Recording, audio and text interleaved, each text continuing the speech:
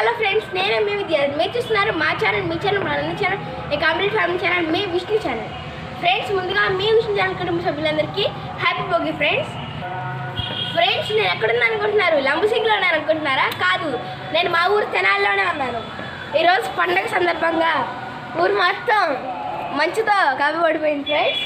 మొత్తం చాలా ప్లెజెంట్గా ఫుల్ స్నోతో నిండిపోయింది ఫ్రెండ్స్. ఇవాళ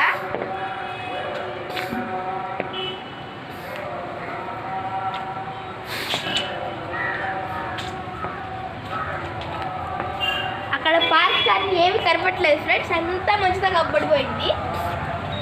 కింద వెహికల్స్